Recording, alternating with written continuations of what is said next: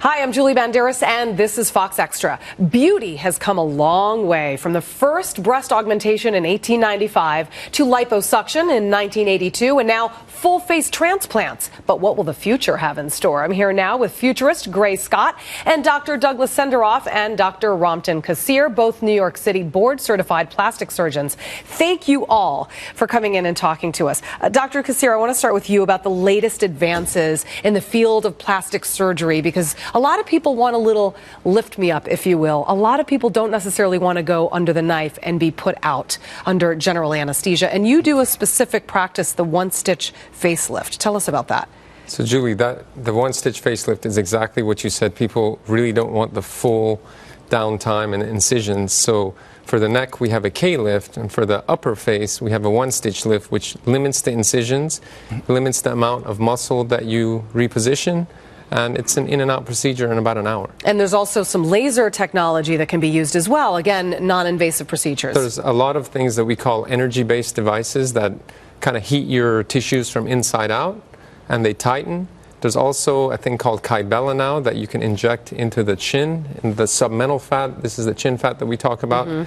That's just an injection, and it gets rid of it in about 6 weeks. That's incredible. And a lot of people also don't want to necessarily get liposuction. There's such thing as cool sculpting, something that melts the fat, and it's less invasive again. That's right. If you don't want the downtime, the needles, you can just do cool sculpting. It freezes the fat, and at about 2 months, the fat is kind of metabolized by your body, and it's taken away, but no downtime, no garments.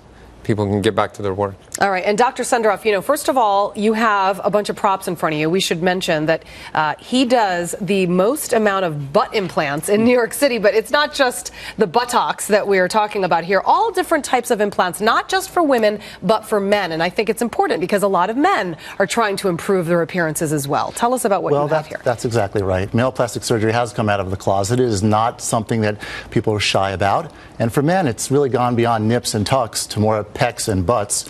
And that's what we're seeing, a lot more people coming in for consultation in my New York City plastic surgery office. Are you seeing men getting butts? Yes, absolutely. The area of beauty that's really focused on right now is the torso, midsection, and buttocks is at the height of the list. Show us one of your butts. Okay, well, I don't know why I'm so fascinated with butts, but right because you tend to do a lot of them. Body implants, and these are made from a solid silicone elastomer. This is a breast implant, and this is made from a cohesive gel or gummy bear. The buttock implants and the pec implants are made from a solid silicone implant, and these implants are solid. They don't leak, they don't break down, and they don't have to replace for that reason. So this is a buttock implant. This is a round implant, and this would be more suitable for a male, which has a shorter butt. Women tend to have longer torsos, so they would have more of an oval shape. So this gets inserted sometimes in the muscle, within the gluteus maximus muscle, and that way it's more concealed, more durable. You say it feels sort of like you're sitting on your wallet at first. I mean, you have a foreign object inside your butt. It does take a little bit of getting used to, and it's not for everyone. And some patients do report feelings like they're sitting on something for a little bit, and then they get used to it. Great. You know, obviously everybody goes to a plastic surgeon when you want to enhance your beauty, whether it be surgically, non-invasive, these implants, which have been around for years, liposuction, which has been around forever, breast augmentation, as we mentioned, even longer. What's the future of medicine hold, though? I mean, are there other practices that might be taking the place of doctors? Well, I think we're going to see a future of beauty that's about robots. Right? So robots are going to take the place of some surgeons, unfortunately. And what you're seeing here... I bet you these two would beg to differ that a robot could ever replace their special surgical hands. But what kind of robots? So I think what's happening is that we're merging with our technologies. And this is what we're seeing here today, right? This is technology that we didn't have before. And that's only going to keep growing and moving us forward as a species. And so what we're seeing now is the beginning of not only a transhumanist sort of future for our species, but a future where beauty means longevity, right? So the future of beauty really is about preserving your body, preserving your health. And so that really, I think, is the future of beauty. You know, growing old gracefully, I think, is the dumbest thing I've ever heard, I have to say. And being in the television business, you know, you're always constantly trying to make improvements. I mean, Dr. Kassir, where do you see the future of beauty, and where are we headed? I mean, I've even heard of the 40-year-old facelift, which I don't know if that's even an actual medical term, but I'm not going to lie, I'm around that age, and I'm definitely seeing, you know, things aren't just holding up as the same as they did about 10 years ago? What options are there for people like myself who don't necessarily want to go under, a complete facelift? And, the key words in our business right now, at least in my practice, Julie, are custom and ethnic. So we have patients from Afghanistan and Zimbabwe, and so you're Colombian and you have to maintain some of those features. And if you're 40 and you don't want a facelift and you work on the news, I have to gear something specific to you, whether surgical or non-surgical, and the non-surgical field to make you look 5 to 7 years has exploded. There's so many options that we have that can be done all well under an hour. No downtime, no really risk, and not that much investment either. Yeah, which is great because a lot of people do want to get back to work and they don't want to break the bank either. Dr. Senderoff, I have to mention your hair transplant technology because that is something special that maybe a lot of men are noticing their receding hairlines and they are sort of on the fence about, do I do something about it? Do I just let nature take its course? It's not that scary anymore. It isn't. In fact, there was just an article in the Post the other day about the rise in hair transplantation among men, and it's unbelievable how many celebrities are getting it done. It used to be a procedure with a lot of downtime, taking a big chunk of scalp from the back and pulling the hairs out. Now with the new NeoGraft technology, follicular unit extraction, we can take each individual hair one at a time, leaving no linear scars, and then placing those hairs one at a time in the scalp.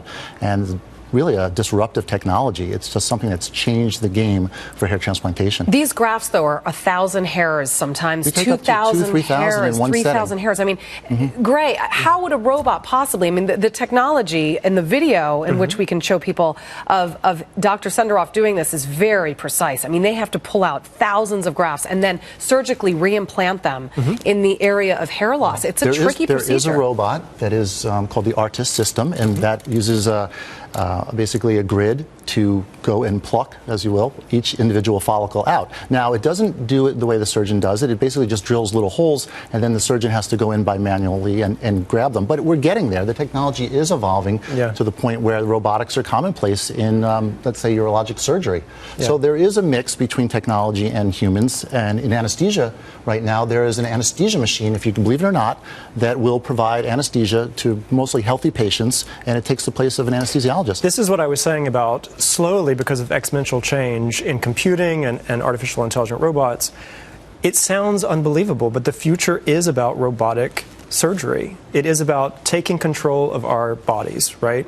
And so, when we talk about the idea of disruption in beauty, that's what's happening right now. We're disrupting the beauty industry. There are people coming forward, like the manufacturers of these implants, and saying, we can do something better. Right? So it's about morphological freedom, taking control of your body. So imagine in 50 years, you can wake up in the morning and say, I want to use nanobots to change my face today.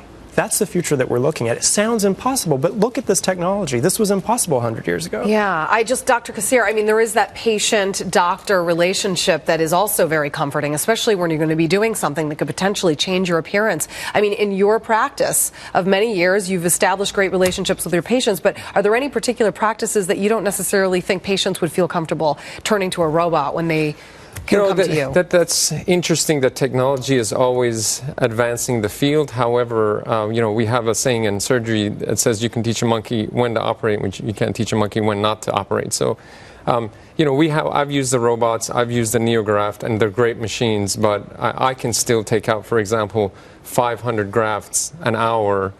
And you just can't do that with the NeoGraft or the robot, and they're getting there though. And like the NeoGraft and the machines, they have a suction on them that pulls the hairs in and bounces around in a receptacle. So while it does get automated, there's some lag time, and you have to have a human, a trained physician. I think Dr. Senderoff will agree with this. Kind of lead and manage that, or else people will just bypass doctors today and say, hey, listen, I just want the robot. Can the guy in the spa do it for me?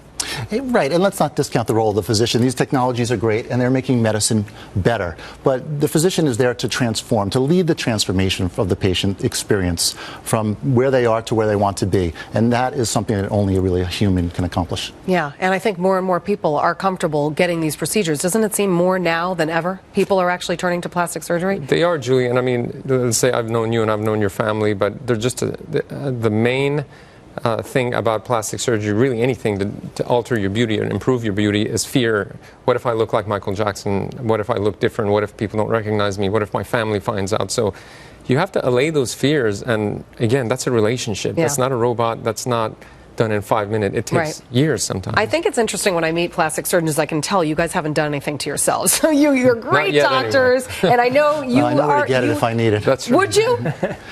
It's not for me. The focus is on the patient. Yeah. I'm comfortable. I'll come see you for my pec implant, Doc. Great. Would you choose rather one. go to a robot or one of these doctors if for some reason one day your hair falls out? Because right now you have an awesome hairline. Oh, thank you. So I would say in the next 10 years, I would probably not feel comfortable with a robot because we're Yeah. not there. But Yeah. we all know that it's moving forward. To say that in 45 years that a robot won't be better than a human is irrational. I Yeah. mean, computers are going to use lasers, facial recognition, structural recognition. We talked about that before we went on the air, that there's a pattern of beauty that's considered appropriate for the face, right? And computers will be able to suss that out and be able to use algorithms to monitor that. So I think probably not in the next 10 years, but talk to me in 25 years and yeah. Well, where you're sitting in your Google car being driven by a robot, and you'll come in for your robotic surgery.